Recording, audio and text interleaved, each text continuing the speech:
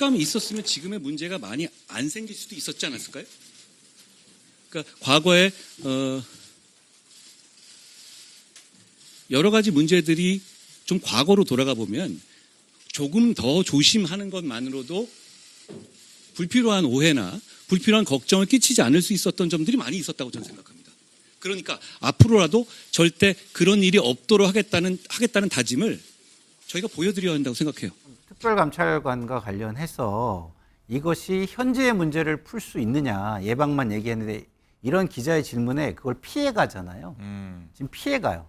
피해가면 이거는 이제 사실은 야당이나 이런 측에서 보면 아유 뭐 저런 거 다 피해가고 아직 뭐 결연한 의지가 좀 부족한 거 아니냐. 그리고 현실적인 실효적인 어떤 효과를 거둘 수 있는 방안에 대한 것은 갖고 있지 않는 거 아니냐. 이렇게 얘기를 할 수도 있지만 저는 그거보다는 과정상의 갈등을 최소화하겠다라는 의지로 보이고요. 네. 한 번에 하나씩 성과를 내겠다라는 모습으로 보여요. 그리고 네, 한동훈 대표의 모두 발언이 한 10여 분간 진행되고 있고 얼마 안 있다 바로 끝날 것 같긴 하는데 저기 한번 정리 한번 해보도록 하겠고요. 김관삼 변호사님, 이제 이 끝나면 뭐 기자들 질의응답이 아마 30분에서 1시간 정도는 꽤 길게 이어질 것 같은데 어떤 질문들이 아마 줄을 잃을 것 같고 듣고 싶으신 게 어떤 겁니까? 일단 이제 기자회견 내용을 보면 전체적에 대한 리뷰를 했다 이렇게 볼 수가 있어요. 네. 비판해 주신 분들께도 감사드립니다. 국민의힘 변화 쇄신이랄지, 그다음에 정책과 관련된 부분이랄지, 이제 성장에 관한 부분이랄지, 힘들죠? 앞으로 다가올 이제 폭풍 힘내세요. 뭐 이런 것들을 참 많이 하시죠. 전반적으로 언급을 했다고 봅니다. 그리고 네.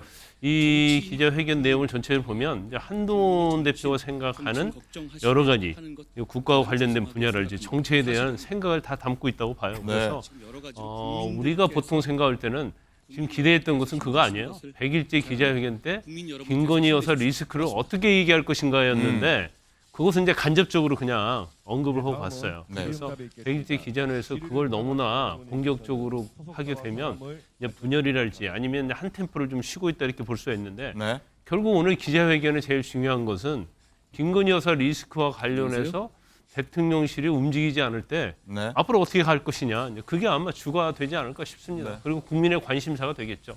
첫 질문이 나오고 있습니다. 첫 번째 질문 어떤 건지 한번 들어보시죠.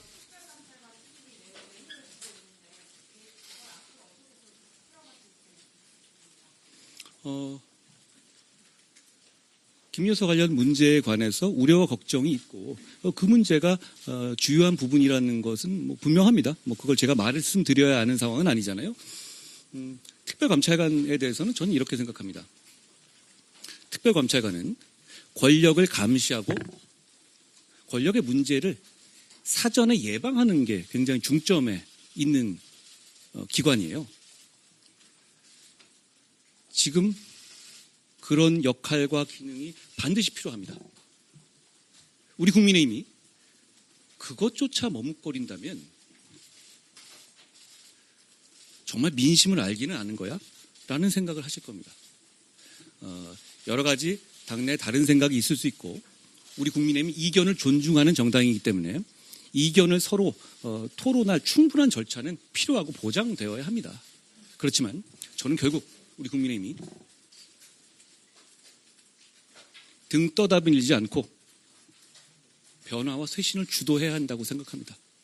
그 첫걸음이 특별감찰관, 지금 문재인 정부 5년 내에 핑계대면서 미뤄왔고 지금 우리가 2년 반 동안 해오지 않았던 특별감찰관을 우리가 자발적으로 주체적으로 추진하는 길이 될 것이라고 저는 생각합니다. 예, 정광준 기자님. 안녕하세요. 특별 정당국. 안녕하세요. 100일 동안 너무 고생 많으셨습니다. 고생 많으셨습니다. 특별감찰관 관련해서 질문 드리고 싶은데 이제 김건희 여사 얽힌 여러 문제를 특검이 아니라 특별감찰관만으로 해결 가능하신지 먼저 여쭙고 싶고 두 번째 질문으로는 특별감찰관이 감찰 가능한 비위 행위에 김 여사가 이제 문제가 됐던 주가 조작 의혹이나 공천개입 의혹 같은 경우는 포함된다고 좀 보기 어려운데 특감이 도입된다고 하더라도 실효성이 있다고 보시는지 궁금합니다. 특감이 있었으면 지금의 문제가 많이 안 생길 수도 있었지 않았을까요? 그러니까 과거에 여러 가지 문제들이 좀 과거로 돌아가 보면 조금 더 조심하는 것만으로도 불필요한 오해나 불필요한 걱정을 끼치지 않을 수 있었던 점들이 많이 있었다고 저는 생각합니다. 그러니까 앞으로라도 절대 그런 일이 없도록 하겠다는 다짐을 저희가 보여드려야 한다고 생각해요. 당연히 의미가 있다고 생각합니다. 그리고 여러 가지 지금 많은 얘기들이 있지만 그 중에 얘기가 되는 국민들이 보기에는 그냥 너무한데라고 하는 부분도 있으실 거고, 그리고 이건 좀 더 설명이 필요하지 않나라고 생각하는 부분도 있으실 겁니다. 그걸 다 포괄해서 하나의 제도로 모든 해결하거나 그럴 수는 없겠죠. 다만 중요한 건 우리 정부 여당이 국민들의 걱정에 대해서 적극적으로 반응하고 변화와 쇄신의 주체가 되기 위한 이 태도와 입장을 보이는 거라고 생각합니다. 그런 의미에서 저는 특별감찰관 제도를 저희가 추진하는 것이 큰 의미가 있다고 생각합니다. 예. 안녕하세요. 고생 많으셨습니다.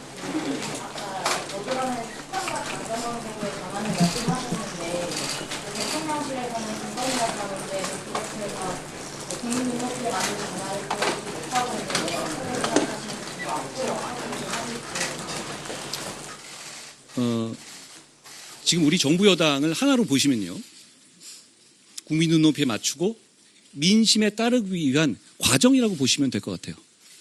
제가 오기 전에 결과는 상황은 많이 다르지 않았습니까?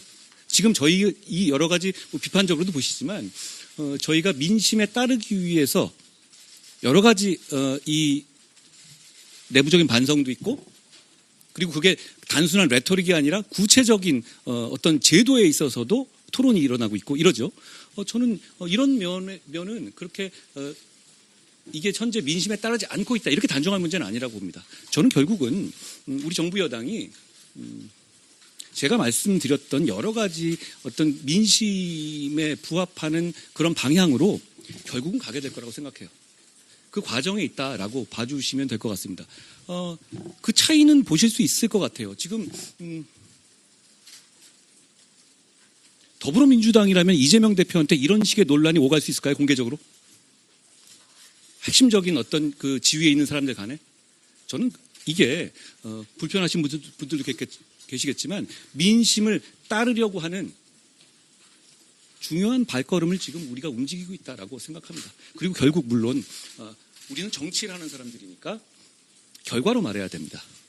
저는 좋은 결과가 있어야 한다고 생각하고 그 좋은 결과를 이끌어내기 위해서 끝까지 최선을 다할 생각입니다.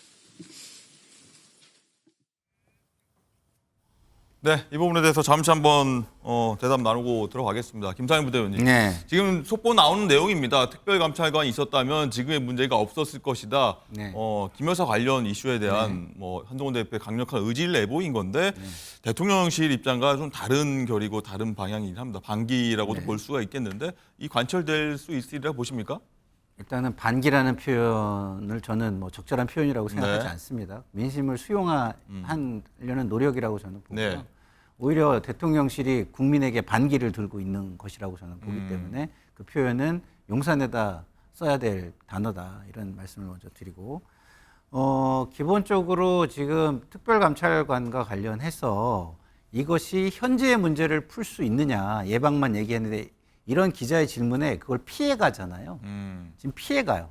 피해가면 이거는 이제 사실은 야당이나 이런 측에서 보면 저런 거 다 피해가고 아직 결연한 의지가 좀 부족한 거 아니냐. 그리고 현실적인 실효적인 어떤 효과를 거둘 수 있는 방안에 대한 것은 갖고 있지 않는 거 아니냐. 이렇게 얘기를 할 수도 있지만 저는 그거보다는 과정상의 갈등을 최소화하겠다라는 의지로 보이고요. 네. 한 번에 하나씩 성과를 내겠다라는 모습으로 보여요. 그리고 저는 개인적으로는 그 전략이 맞다고 봅니다. 지금 모든 문제를 다 풀어놓고 내가 다 얘기할게.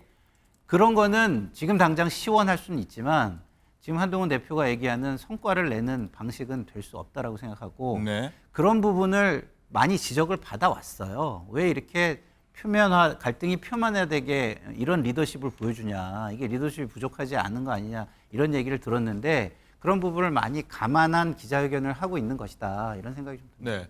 지금 조금 저희가 얘기를 못 듣고 있습니다만 속보 자막을 보면은 한동훈 대표가 대통령실이 변화의 길로 가고 있다. 이렇게 지금 느끼고 있다. 이런 얘기까지 했는데 자, 장가 기자, 이 당정, 당내 여야 관계 얘기하면서 민주당 얘기까지 했거든요. 이재명 대표 언급도 한 것 같은데 어떤 내용이 나오는지 한번 정리 좀 해볼까요? 그래서 지금 이재명 대표 관련한 내용도 중요하지만요. 오늘 이재명 대표가 한 얘기가 좀 중요할 것 어떤 걸까요? 같습니다. 이재명 대표가 오늘 한동훈 대표가 기자회견을 이제 준비하고 있는 사이에 네. 오전에 한동훈 대표에게 여야 대표 회담에 응하라 이렇게 공개적으로 네. 요청을 했습니다. 오늘 이재명 대표가 최고위원회에서 예전에 행사장에서 한동훈 대표를 만났을 때도 또 저번 주 안으로 만나서 이야기를 하자고 했고 비서실장을 통해서 좀 협의를 하자라고 얘기를 했는데 네. 아직까지 한동훈 대표가 소식이 없다라면서 민생 현장이 지금 어려운데 빨리 여야 대표가 만나서 만나야 하지 않겠냐라고 얘기를 했고요. 네. 그리고 한동훈 대표에게 여의도 사투리 싫어한다고 하셨는데 말만 해놓고 나중에 안 하거나 말 바꾸는 게 여의도 사투리다라고 지적을 했습니다. 그렇군요. 김광삼 변호사님. 여야 두 번째 당대표 회담이 곧 있을 것 같았는데 지난번에 대통령과 한 대표의 만남 이후에 그날 전해지지 않았습니까? 한 대표가 이재명 대표 말에 따르면 주저하는 걸까요? 왜 늦춰지는 걸까요? 시간을 보겠죠, 타이밍을. 왜냐하면 그 당시에 이제 바로 대표 회담을 시작하게 되면 네. 결과적으로 이재명 대표가 가지고 온 카드는 김건희 여사 리스크와 관련된 카드일 거예요. 네. 그러면 굉장히 지금 여권 자체가 수렁에 빠져 있는데 거기서 뭔가 응답을 해줘야 하고 답을 해야 하거든요. 그러면 이제 보수가 분열이 되고 또 비판도 많이 받을 거예요. 그래서 일단 뭐 같이 만나기로 했지만 이제 시간은 정해지지 않았잖아요. 그래서 네. 오늘 이제 100일 기자회견을 했지 않습니까? 그러면 이제 자신이 어느 정도는 제가 볼 땐 정리가 됐다고 보고 그다음에 이제 대통령실에 좀 변화가 있다는 그러한 기미가 지금 보이고 있거든요. 친윤들이 또 뭐 대통령 측에 김건희 여사 리스크와 관련해서 어떤 해결책을 내야 한다는 건의를 하고 있다는 거 아닙니까? 네. 그럼 일단 대통령실에서 하는 행동을 보고 입장을 보고 그걸 보면서 뭔가 스텝을 좀 밟아갈 거라고 봐요. 그래서 뭐 당연히 뭐 여야 대표회담 하는 게 맞죠. 어떤 타이밍은 가장 좋습니까? 일단 어느 정도 대통령실에서 김건희 여사와 관련된 부분이 좀 해소가 정리가 되면, 돼야 할 거예요. 그래서 완전 해소는 어렵지만 그리고 예를 들어서 뭐 특별감찰관 제도가 사실은 뭐 특검 김건희 여사 관련된 특검의 이제 우회라고 보거든요. 그러면 뭐 특검 같은 것도 좀 어느 정도 받아들이고 대통령실 사과를 할지 어느 정도의 어떤 리스크 해소를 위한 태도를 보이게 되면 그 다음에 이재명 대표를 만나는 발걸음이 한동훈 대표 입장에서는 굉장히 가벼울 수가 있는데 지금 만나면 사실은 성과 내기가 어렵기 때문에 네. 시간을 좀 약간 늦추고 있는 것이 아닌가 싶습니다. 그렇군요.